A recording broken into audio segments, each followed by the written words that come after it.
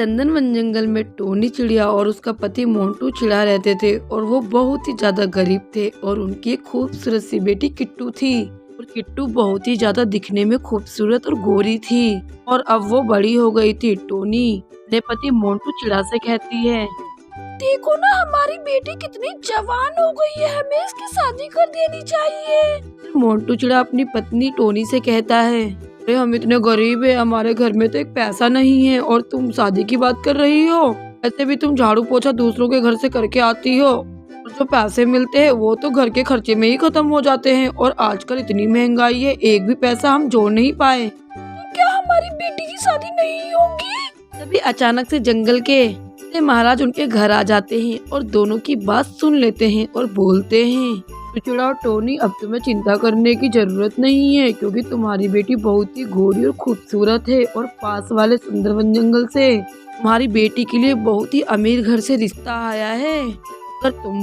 मंगनी पट ब्याह करवा दे। अरे तोते महाराज, तुम तो हमारे घर फरिश्ता बनकर आए हो। आज ही हम इस बात के लिए बहुत ही चिंतित थे और देखो इस चिंता का हल इतनी जल्दी मिल गया, हम तो राजी हैं। फिर सुंदरवन जंगल में बिट्टू चिड़ा के साथ शादी हो जाती है और किट्टू जैसे ही शादी करके सुंदरवन जंगल आती है, किट्टू के सारे पड़ोसी किट्टू को देखने आ जाते हैं और किट्टू की सास मुनमुन को बोलते हैं, मुनमुन बहन, बहू तो तुम चांद का टुकड़ा लाई हो। ऐसा ना बोल कचरी, अब मेरी बहू सुंदर है तो तू बोल बोल कर नजर लगाएगी क्या? सभी हंसने लग जाते हैं। फिर मुनमुन अपनी बहू का दहेज देखती है और किट्टू के साथ उसका एक सूटकेस होता है और सूटकेस में सिर्फ उसका ही सामान होता है, जैसे कपड़े और गहने। ये देखकर मुनमुन कहती है, बिल्कुल भूखे घर से आई है क्या? अपने सिर्फ अपनी सूरत लेकर आई है, दहेज का सामान कहाँ है?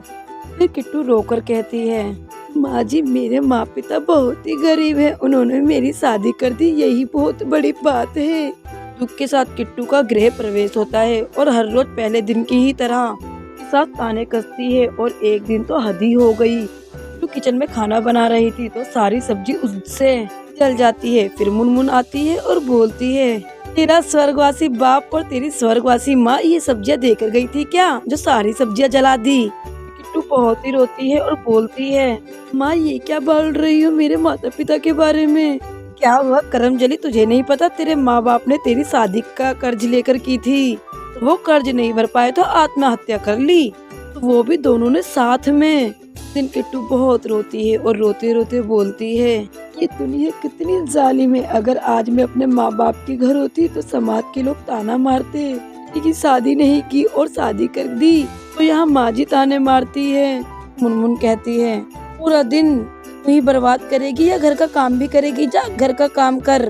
फिर किट्टू अपनी सारी अपबीती अपने पति बिट्टू को बताती है, परंतु बिट्टू भी अपनी माँ के साथ होता है और अब किट्टू बिल्कुल अकेली होती है, इसलिए वो बहुत ही दुखी होती है, फांसी लगाकर अपनी आत्महत्या कर लेती है और किट्टू दुख के साथ वे इस दुनिया को छोड़कर अलविदा कह देती है।